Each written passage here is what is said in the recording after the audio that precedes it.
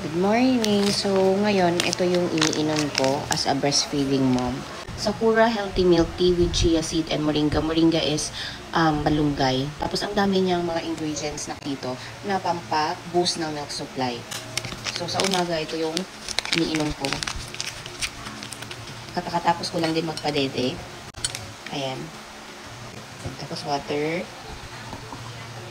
Malasa to eh, kaya kahit marami yung water na ilagay mo, okay lang.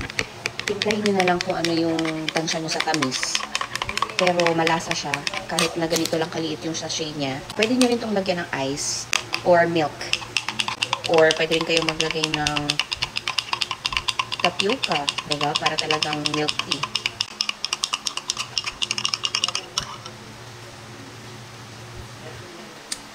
Sarap. Matamis pa siya, kahit na ganito na kadami. So, add pa tayo ng water. Ayan. Masarap to pag may ice. Kaso kasi umaga pa gusto ko mainit pa yung iinumin ko. Kaya, mainit na water muna ilalagay natin.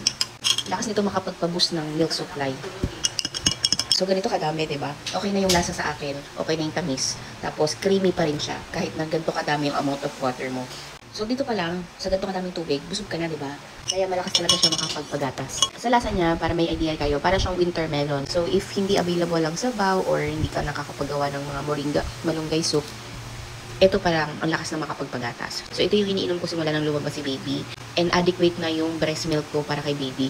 So, na si baby laging nakaka 2 to 3 hours of sleep. Dahil nga busog na busog siya sa dami kong gatas. Para sa mga breastfeeding mom and soon to be mom, kung gustong mag-pursue ng breastfeeding, itry niyo po itong Sakura Healthy Milk Tea with chia seed kasi siya and moringa. It is a Thai milk tea at sobrang dami niyang benefits. So 10 sachet siya and ganitong kalaki po yung per sachet. Good for 10 days na din.